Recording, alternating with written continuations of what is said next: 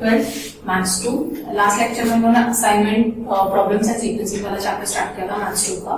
Assignment problems में almost सारे sums हो चुके हैं जो 7.1 था। अब हम लोग जस्ट एक रिविजन कर लेते हैं, एक चीज जो बाकी थी वो बता देते हैं, उसके बाद हम लोग आज स्टार्ट करेंगे सीक्वेंसिंग। अभी जो असाइनमेंट प्रॉब्लम्स है, स्टेप्स मैंने बताए थे आपको, VMRCO बैलेंस चेक करना है, minimization, row minima, column minima and optimum solution. अब इसमें सम्स कितने टाइप के पूछे जाते हैं? एक तो नॉर्मल सम्स पूछा जाएगा, मतलब बैलेंस्ड भी है, मिनिमाइजेशन भी है। उसके अलावा 4 अलग अलग टाइप के सम्स होते हैं। पहला अनबैलेंस्ड। अनबैलेंस्ड का मतलब जब number of rows are not equal to number of columns, तो उसके लिए हम क्या करते हैं, डमी रो या डमी कॉलम इंट्रोड्यूस करते हैं। Second maximization. अगर आपको प्रॉफिट या सेल्स के बारे में कोई सम है तो वो मैक्सिमाइजेशन का सम है। उसके लिए हम क्या करते हैं, मैक्सिमाइजेशन सम को मिनिमाइजेशन में कन्वर्ट करते हैं। जो पूरा जो मैट्रिक्स है उसका जो एलिमेंट्स है सबसे बड़े एलिमेंट्स में से बाकी सबको माइनस करके।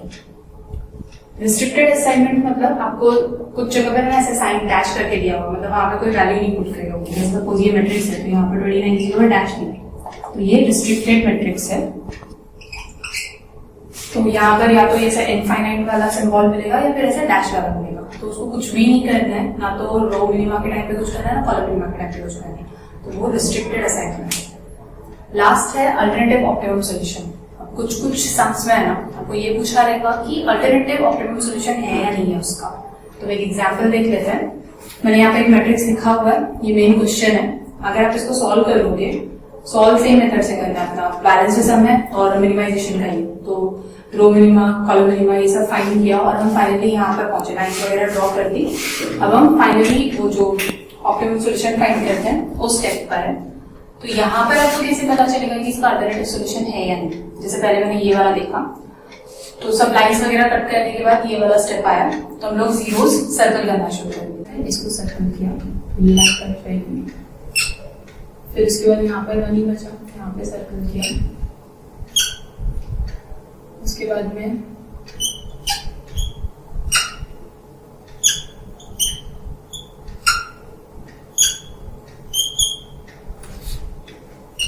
ये जो आपका सीक्वेंस ऑप्टिमम सॉल्यूशन आया S1 S2। S1 के लिए है आपका T2, S2 के लिए है T5, S3 के लिए S1 T1, S4 के लिए T4 और S5 के लिए है T3। तो हम लोग जो मेन एलिमेंट्स देते हैं वो मेन क्वेश्चन से देते हैं। तो S1 का T2 हो जाएगा आपका 43, S2 का T5 है 41, S3 का है 46, S3 का T1 46, S4 का T4 41 और S5 का T3 45। इसका टोटल हो जाएगा 12, 13, 14, 16, 260। अब इसमें अल्टरनेट सोल्यूशन है। अल्टरनेट सोल्यूशन वो है ना कि हम लोग यहाँ पर इधर सर्कल करने के बजाय इसको यहाँ पर शिफ्ट कर दें और ये वाला यहाँ पर शिफ्ट कर देते हैं। तो हमारे पास अल्टरनेट सोल्यूशंस कब आते हैं? जब यहाँ पर आपका 0 0 है, जैसे यहाँ पर भी आपके पास 0 0, यहाँ पर भी 0 0, तो हम कोई भी दूसरी जॉब ले सकते हैं, आंसर पे उसका कोई फर्क नहीं पड़ने वाला, टोटल हमेशा इतना ही आएगा। तो अभी हम लोग अल्टरनेट सोल्यूशन का देखते हैं। अल्टरनेट सोल्यूशन में इसको ऐसे सर्कल किया, फिर इसको सर्कल किया। अब यहाँ पर पहले यहाँ का रहते थे, हमने यहाँ पर ये वाला सर्कल किया था, इसमें ये वाला सर्कल किया, इसमें ये वाला। अल्टरनेट सॉल्यूशन क्या हो गया, हमारा जो S4 था उसमें T4 की जगह पर आ जाएगा T3 और S5 में T3 की जगह पर आ जाएगा T4। बाकी सब चीजें वैसी रहने वाली। S1 का T2 ही है, S2 का T5, T1, इसका हो जाएगा T3। यहाँ पर आपके चेंजेस है, यहाँ पे T4 था, यहाँ पर हमने T3 कर दिया और S5 का क्या हो जाएगा T4। तो ये जो दो चीजें है ना, ये अल्टरनेट सॉल्यूशन है कि हम लोग अगर चाहिए तो ये वाले सेल्स वाले को ये वाली मशीन भी दे सकते हैं, इस सेल्स को ये वाली मशीन भी दे सकते हैं। अब फाइनल आंसर में 43, 41, 46 यहाँ पे चेंज होगा। S4 का T3 है 46 और S5 का T4 है 40। तो इसका टोटल कर लेते हैं, इसका टोटल भी आएगा आपका 216। जबकि आपका फाइनल आंसर है ना, कोई चेंजेस नहीं आएगा। अल्टरनेटिव सॉल्यूशन क्या हुआ, हमने S4 को T4 देने की बजाय यहाँ पे T3 दे दिया, अल्टरनेट कर दिया। तो आप इसलिए दो सॉल्यूशंस भी हो सकते हैं। कभी कभी सब में पूछा रहता है कि अगर अल्टरनेट सॉल्यूशन है तो वो भी लिखना है, तो आपको इस तरह से दोनों सॉल्यूशंस लिखना पड़ेगा। ये आपका मेन आंसर है और इसको लिखना है अल्टरनेट सॉल्यूशन।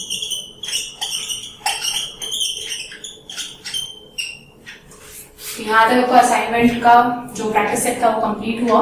ये जो मैंने सम करवाया है वो आपको एग्जाम्पल में सम है। ऐसा सम अभी तक यहाँ पर जो प्रैक्टिस सेट किए थे उसमें नहीं था, बट उसमें भी बहुत सारे सम्स है जिसमें अल्टरनेट सॉल्यूशन हो सकता है। अभी हम चलते हैं सीक्वेंसिंग पर। ठीक है, अभी हम स्टार्ट कर रहे हैं 7.2 सीक्वेंसिंग। सीक्वेंसिंग हम जो असाइनमेंट है तो उन्हें समझ जाना बहुत ईजी है। आपको असाइनमेंट में जितने भी नंबर ऑफ कॉलम्स और रोज भी दिया है। सीक्वेंसिंग है ना, ये आपकी 6 जॉब है। अब टाइम फॉर टर्निंग, अभी हर एक जॉब को इतना इतना टाइम लगता है टर्न करने के लिए, और उसके बाद वो लोग जाते हैं थ्रेडिंग के लिए, तो ये इतना इतना टाइम लगता है थ्रेडिंग। अभी हमको सीक्वेंस किसका बनाना है कि कौन सी जॉब हमको पहले करनी चाहिए, और उसके बाद आपको बनाना है टेबल कि कितना टोटल टाइम लगेगा इन सारी जॉब्स को कंप्लीट करने के लिए, कौन सी मशीन या कौन सा जो चीज है वो आइडियल बैठा है। जैसे सपोज एन एग्जाम्पल, अगर ये जूनियर डॉक्टर है और ये एक सीनियर डॉक्टर है, तो जो पहला पेशेंट आया जूनियर डॉक्टर ने उसको इन किया, मतलब अंदर लिया और इन किया 0 मिनट्स में, और 2 मिनट्स को चेक करने के बाद सीनियर डॉक्टर के पास भेज दिया। तो सीनियर डॉक्टर को 2 मिनट में वो इन होगा, इसने सपोज 5 मिनट उसकी चेकअप वगैरह की, तो 5 + 2 7 मिनट में वो आउट हो जाएगा। फिर सेकेंड पेशेंट आया, तो सेकेंड पेशेंट इन कब होगा, जब ये पहला पेशेंट आउट होगा, तो सेकेंड पेशेंट इन हुआ 2 मिनट में। अब सेकेंड पेशेंट को कितना टाइम लगा, सपोज 3 मिनट लगा, ये आउट हो जाएगा 5 मिनट में। तो इस तरह से आपको टेबल बनाना है कि कितनी जॉब कितने कितने टाइम में कंप्लीट हो रही है। लेकिन उससे पहले एक स्टेप करना रहता है सीक्वेंसिंग का, कि इनमें से हमको सबसे पहले कौन सी जॉब परफॉर्म करनी है। अब सीक्वेंसिंग कैसे करते हैं, अब सीक्वेंसिंग करने से पहले ये चीजें नहीं करते हैं, पर यहाँ पे बार बार टर्निंग थ्रेडिंग लिखने में प्रॉब्लम होगी, इसलिए हम लोग अज्यूम करें कि A be the time taken for turning and B be the time taken for threading। अब ये सीक्वेंसिंग के रूल्स होते हैं। सीक्वेंसिंग में सबसे पहले क्या करते हैं, आपको ये जितना भी टाइम दिखता है इसमें सबसे छोटा वाला टाइम कौन सा है वो पकड़ना है। सबसे छोटा है ये, तो हम यहाँ पर एक बॉक्स बनाते हैं। हमारे पास टोटल जॉब कितनी है 6, तो 6 कॉलम्स 1 2 3 4 5 और यहाँ पे हो गया 6। अब छोटे छोटे जो टाइम रहते हैं वो लिखते हैं। सबसे पहले सबसे छोटा क्या लिखते हैं 1, और 1 है टाइम ऑफ थ्रेडिंग, मतलब सेकेंड वाला।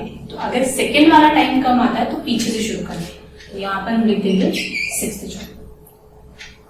अगर सपोज इसकी जगह पर यहाँ पर कोई टाइम छोटा आता है, ये 2 है, अभी नेक्स्ट वाला जो है वो 2 है, अभी ये 6th जॉब तो कंप्लीट हो चुकी है, तो ये वाला पार्ट छोड़ दो। अभी सबसे छोटा कौन सा है 2 किसका है टर्निंग मतलब पहले वाला जॉब, तो ये हम यहाँ पर लिखेंगे। हम लोग क्या डिसाइड कर रहे हैं सीक्वेंस कि कौन सी जॉब कैसे पहले परफॉर्म करनी चाहिए। तो अगर आपका सबसे छोटा वाला टाइम नीचे आता है, मतलब सेकेंड वाला आता है, तो पीछे लिखने का, ऊपर आता है तो आगे लिखने। तो अभी ये 4 और 6 हो चुकी है, तो 4 और 6 को छोड़ो, उसके अलावा छोटा क्या है ये 3। अब यहाँ पर ये भी हो सकता है 3 और ये भी हो सकता है, दोनों में से आप कोई भी लोगे तो चलेगा। तो 3 करेस्पॉन्ड टू जॉब 5 और ये सेकेंड में आ रहा है, तो यहाँ पर क्या आ जाएगा अपना 5। इसके बाद हम ये 3 ले सकते हैं, यहाँ पे क्या है 1। अब क्या बचा आपके पास 12 5 10 मिनट। पहले कौन सा है 5, ये 3 है और ये फर्स्ट का है, तो यहाँ पर आएगा 3। अभी तो 2 ही बचा हुआ, तो ये आपका सीक्वेंस हो गया कि पहले हमको जॉब 4 परफॉर्म करनी है, फिर 1 फिर 3 2 5 एंड 6। एक बार वापस बता रही हूँ, हमने क्या किया, ये जितने भी टाइम्स थे टर्निंग का और थ्रेडिंग का, उनमें से सबसे छोटा टाइम लिखा। छोटा टाइम था 1 और 1 था सेकेंड बी का टाइम, तो इसलिए हमने पीछे लिखा। अगर ये ए का टाइम होता तो हम आगे लिखते। फिर ये गया, इसके बाद हमने चेक किया तो 2 छोटा आ रहा था। 2 है फर्स्ट वाला टर्निंग, तो हम लोग ने यहाँ पर जॉब नंबर लिखना है, टाइम नहीं लिखना है, जॉब नंबर लिखना 4। उसके बाद 4th और 6th जॉब को छोड़ दो, फिर आया 3 यहाँ पर, तो 3 सेकेंड वाला है इसलिए हमने 5th जॉब यहाँ पे लिखी। 3 में फर्स्ट वाला भी है इसलिए हमने फर्स्ट जॉब यहाँ पे लिखी। अभी कन्वीनियंस भी नहीं है, अगर मैं इसको R1 यानी कि रो 1 दिया और इसको R2, ये सिर्फ समझने के लिए है, एक्चुअली ऐसा कुछ लिखना नहीं है। तो अगर आपका जो सबसे छोटा टाइम वो रो 2 में आता है, मतलब सेकेंड रो में आ रहा है तो पीछे से शुरू करो, और रो 1 में आ रहा है तो आगे से शुरू करो। जैसे हमारा ये फर्स्ट रो 2 का था 1 6 जॉब से रिलेटेड है, फिर उसके बाद ये 4 ये रो 1 का था, उसके बाद हमको मिला था 3 रो 2 का था, फिर 3 मिला ये रो 1 का था, फिर उसके बाद थर्ड जॉब में वापस रो 1 में आया था, और ये जो सेकंड जॉब बचा था वो तो बीच में डालना था, तो हम लोग कोई भी ले सकते हैं रो 2। तो रो 2 को पीछे से शुरू करना है और रो 1 को आगे से शुरू करना है, और जो जो जॉब्स कंप्लीट होते जा रही है उसके टाइम को हाइड करना है, उसको नहीं देखना है, बाकी बचे हुए टाइम में से जो भी मिनिमम रहेगा वो लेना है। अब ये तो एक पार्ट है, ये आपका सीक्वेंसिंग बन गया, तो हम लोग यहाँ पे लिखते हैं सीक्वेंसिंग, और ये सबसे ज्यादा इंपॉर्टेंट है क्योंकि सीक्वेंसिंग अगर बराबर नहीं है ना तो आगे का टेबल पूरा हो जाएगा। छोटा सा सम होता है सीक्वेंसिंग का, असाइनमेंट जितना बड़ा नहीं, अभी सिर्फ आपको एक ही टेबल बनाना है। अब टेबल स्टार्ट करते हैं, जॉब्स। अब यहाँ पर मशीन ए मशीन बी की जगह पर हम लोग सॉरी ए बी लिख लेते हैं, ए बी, और आपको चाहिए तो ब्रैकेट में लिख दो टाइम फॉर टर्निंग,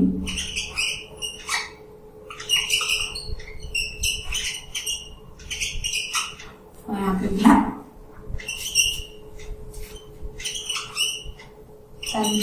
थ्रेड।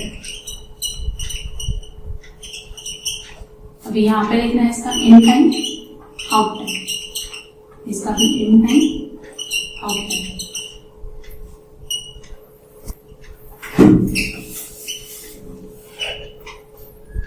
ये पहले एक टेबल पे टाइप किया उन्होंने इन टाइम आउट टाइम वाला। अब यहाँ पे जॉब्स का सीक्वेंस ये वाला है, पहले जॉब 4 आएगी, फिर 1, फिर 3, फिर 2, फिर 5 और फिर 6। अभी फोर्थ जॉब है, जो मेन क्वेश्चन है, फोर्थ जॉब में आपको टर्निंग के लिए कितना टाइम लगने वाला है। आप कोई भी जॉब जब स्टार्ट करते हो तो 0 टाइम से ही होती है, मतलब अभी तक जो दोनों मशीन या जो भी है ना वो आइडियल कर रही है, कोई काम नहीं कर रही है। तो पहले फोर्थ जॉब को अंदर लिया, तब इन कब होगी आइडियल टाइम 0 के हिसाब से, आउट कब होगी जब प्रोसेस खत्म हो जाएगा। तो भी फोर्थ जॉब को कितना टाइम लग रहा है टर्निंग में, तो ये हमारी फोर्थ जॉब है, टर्निंग में इसको लग रहा है 2 मिनट। तो ये आउट कब होगी जब 2 मिनट कंप्लीट हो जाए, और एक बार टर्निंग खत्म होगी उसके बाद ही थ्रेडनिंग चालू हो सकती है। तो थ्रेडनिंग कब इन होगी 2 मिनट खत्म होने के बाद, तो ये इन टाइम क्या हो जाएगा इसका 2 मिनट। अभी फोर्थ जॉब में थ्रेडिंग को लगने वाला है 6 मिनट, तो 2 + 4 2 + 6 8 मिनट में आउट होगी। एक बार आपके कन्वीनियंस के लिए वापस बताती हूँ, यहाँ पे हम लोगों ने क्या किया 0 + 2, 2 कहां से आया फोर्थ जॉब में जो टर्निंग पॉइंट है उसका टाइम, फिर जो यहाँ का एन होता है, सॉरी यहाँ का जो आउट होता है तो यहाँ का एन, यहाँ का आउट कैसे पता चलता है, इसका एन 2 प्लस जितना टाइम लगेगा 6। इसके लिए आपको क्या लिखना है, जॉब 4 का टाइम 2 और 6, 2 यहाँ पे लगा उसको और 6 मिनट यहाँ पे लगा। उसके बाद सेकेंड जॉब है फर्स्ट वाली, तो ये जॉब जब आउट हुई तब टर्निंग वाला खाली हुआ, तो टर्निंग वाला इनकम करेगा नेक्स्ट जॉब पे, जो फर्स्ट जॉब उसको इनकम करेगा 2 मिनट। आउट कब करेगा जब फर्स्ट जॉब को प्रोसेसिंग टाइम कितना लग रहा है 3 मिनट, तो यहाँ पर 2 + 3 5 मिनट में आउट करेगा। आपको कुछ नहीं करना है, सिर्फ जॉब्स के टाइम ऐड करते जाए इन टाइम के साथ। एक बार मशीन को अंदर डाला काम करने के लिए, तो इसने 2 मिनट में मशीन को जॉब को लिया, टोटल 3 मिनट तक काम करेगा, 5 मिनट में आउट करके वो थ्रेडनिंग वाली होती है। अब थ्रेडनिंग वाले के पास ऑलरेडी एक मशीन मतलब एक जॉब चल रही है जो 8 मिनट में आउट होने वाली है, और इसका काम तो 5 मिनट में हो गया, तो इसको वेट करना पड़ेगा, क्योंकि जब तक ये फ्री नहीं होगी तब तक ये इसको नेक्स्ट जॉब को थ्रेडिंग के लिए नहीं ले सकती। तो ये नेक्स्ट जॉब को थ्रेडिंग के लिए कब लेगी 8 मिनट में, जब ये आउट होगा। तो इसका आउट और इसका out whichever is higher than that. अब यहाँ पर उसको लगने वाला है 8 मिनट, तो 8 में इन दिया 8 में आउट, तो 16 में इसका काम कंप्लीट होगा। एक बार वापस बता देते हैं। यहाँ पर सबसे पहला जो भी जॉब इन होता है ना वो तो 0 पर ही होता है।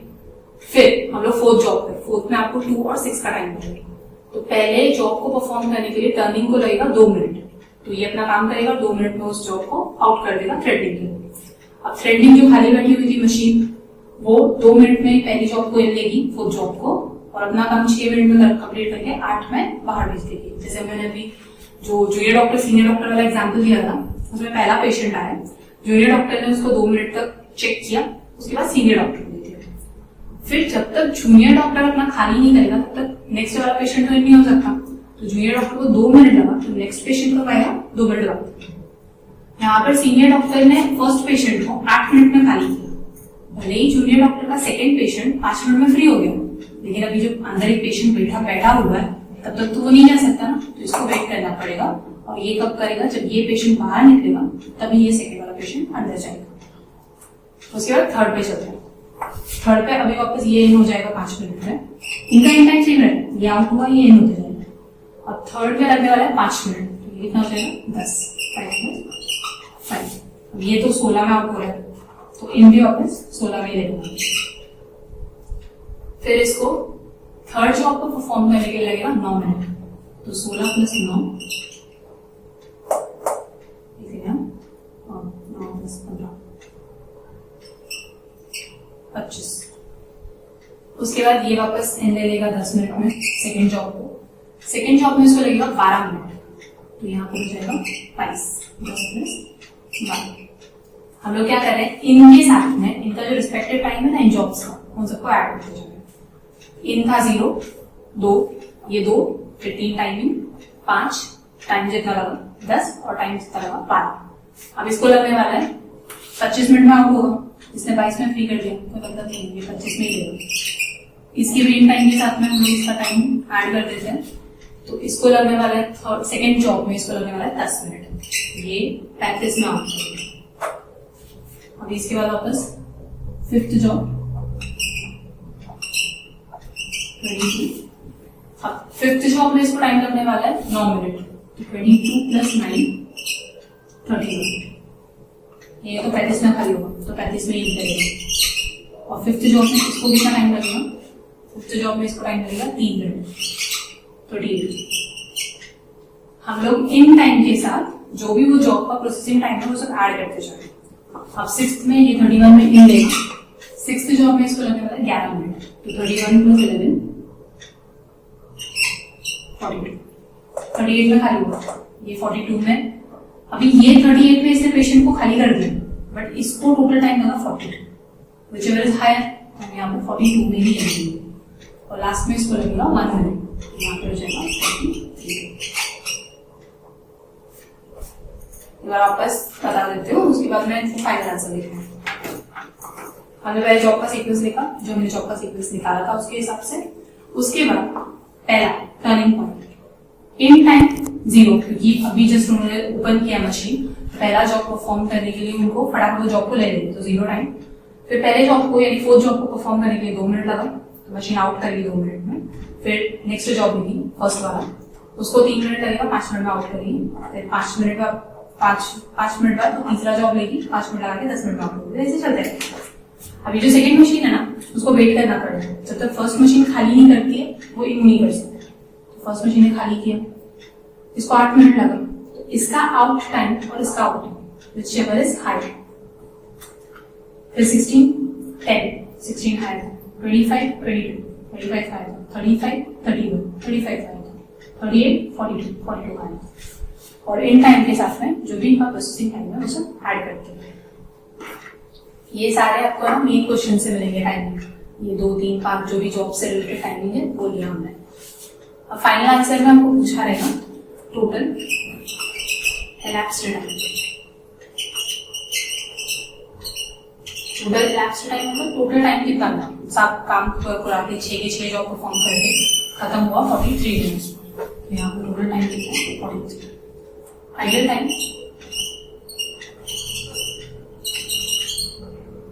और टर्निंग, ये जो टर्निंग है पहली मशीन वो आइडियल कितनी देर बैठी, आइडियल मतलब खाली कितनी देर बैठी। अब वो खाली कितनी देर बैठी ये कैसे पता चलेगा, टोटल elapsed टाइम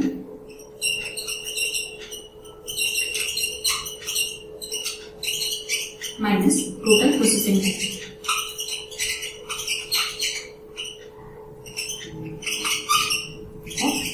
टर्निंग तो टोटल 43 मिनट्स में दोनों ही खाली हो गए, जबकि टर्निंग वाले को टोटल टाइम कितना लगा था 3 + 12 प्लस 5 तो 9 गया 43 माइनस टोटल करते हैं तो आता है 42। ये मिनट्स में क्वेश्चन में दिया हुआ है। यहाँ पर आइडियल टाइम 1 मिनट। इसका मतलब क्या हुआ, जो टर्निंग मशीन है ना उसको 1 मिनट खाली बैठना पड़ा, बाकी 2 कंटिन्यूसली काम करेगी। सेम वे में आइडियल टाइम निकालते हैं हम थ्रेडिंग का, तो आइडियल टाइम थ्रेडिंग इसका भी सेम फॉर्मूला है। टोटल लैप्स टाइम मतलब टोटल मिनट्स कितना लगा 43 मिनट्स माइनस प्रोसेसिंग टाइम, जो टर्निंग का प्रोसेसिंग है ना 8 plus 10 plus 9 plus 6 plus 3 plus 1, 43 minus plus 10 20 28 29 30 31 34 37 ये आ जाएगा 6 मिनट। ये आपके फाइनल आंसर से ये भी वो पूछे रहते हैं। ये लैप्स टाइम मतलब टोटल टाइम कितना लगा, टर्निंग वाली जो मशीन है वो कितनी देर खाली बैठी थी और थ्रेडिंग वाली जो मशीन है वो कितना टाइम खाली बैठी थी। तो अभी हम लोग एक सम और कर लेते हैं, तो छोटा सा सम करवा रहे हैं तो आपको क्लियर हो जाएगा। है बहुत इजी है, बस थोड़ा सा टाइमिंग में यहाँ पर कंफ्यूजन होता है कौन सा टाइम लेना है। अभी हम सीधा सेकंड क्वेश्चन कर रहे हैं। फर्स्ट क्वेश्चन आपको बहुत ज्यादा जबड़ हो गया होगा। सेकंड क्वेश्चन में तो 3 ही जॉब है, इजी है। इसमें आपको ये जो डिपार्टमेंट ए और बी है ना, इसमें जो जॉब प्रोसेस कर रहे हैं उनका टाइम है ना डेज में दिया क्वेश्चन में लिखा हुआ है। क्वेश्चन में आपको ना एक बड़ा सा पैसेज मिलेगा, कुछ नहीं करना है उससे, सिर्फ उसमें ये लिखा है कि आपको कौन सा जॉब पहले परफॉर्म करना है, उसका सीक्वेंस बनाना है, आइडियल टाइम कितना है, लैप्स टाइम कितना है वो फाइंड करेंगे। तो अभी हम लोग इसका सीक्वेंस बना लेते हैं। तो सीक्वेंस के लिए यहाँ पर जॉब कितनी है 3, तो हमको यहाँ पर 3 बॉक्स बनाना है 1 1 2 3। इसको लिखा है सीक्वेंसिंग। यहाँ पे ना सेंटेंस लिखने की जरूरत नहीं है। सोल्यूशन में पहले सब में सेंटेंस लिख के दिया हुआ, दूसरे सब से उन्होंने डायरेक्टली लिखा। अब सीक्वेंसिंग प्लीज वापस ध्यान से देखना। सबसे छोटा नंबर कौन सा आपका 3, ये कहाँ पे आ रहा है सेकेंड रो। सेकेंड रो हमारा कहाँ से शुरू होता है पीछे से, यहाँ पर आएगा सेकेंड जॉब। अब वो सेकेंड जॉब को छोड़ दो, फर्स्ट और थर्ड जॉब सबसे छोटा नंबर कौन है 4, ये भी वापस आया सेकेंड रो मतलब पीछे से ये आ जाएगा। अब कितना बचा फर्स्ट हो गया सीक्वेंसिंग 1 3 2। अब बनाएंगे हम table jobs department A in out department be in out. पहला जॉब 1, दूसरा है 3 एंड लास्ट जॉब है 2। एक्चुअली मेरे को पहले ही करना चाहिए था, लेकिन अगर क्वेश्चन नंबर 1 दिया हुआ था मुझे लगा कि वो शायद इजी रहेगा, तो हुआ तो पहले ये वाला सम ट्राई कर लेना, उसके बाद फर्स्ट वाला।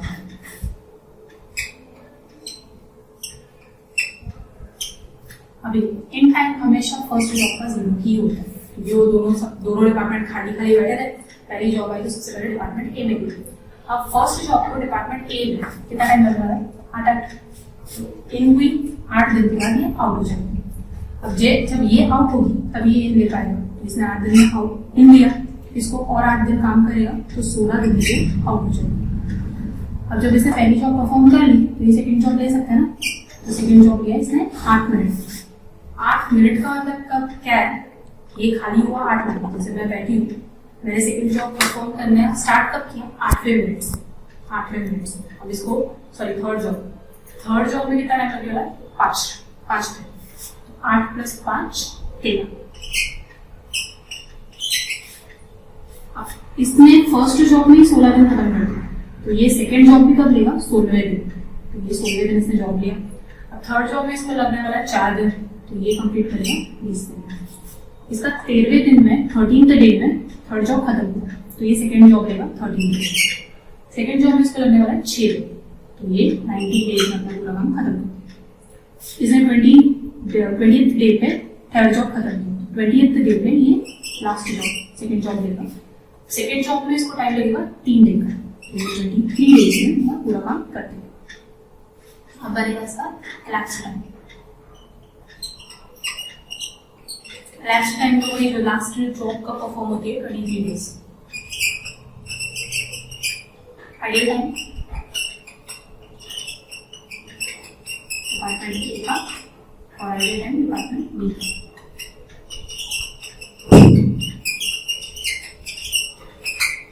फॉर्मूला लिखना है यहाँ पे elapsed time minus processing time of department ए।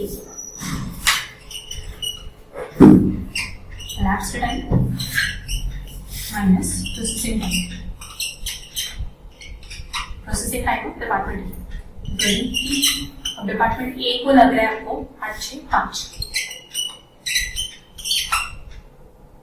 ये हो जाएगा 23 माइनस 8 19 4 डेज का आइडियल टाइम।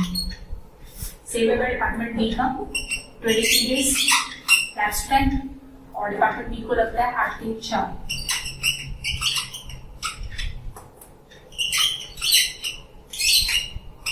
8 डेज इसका elapsed टाइम, इसका आइडियल टाइम।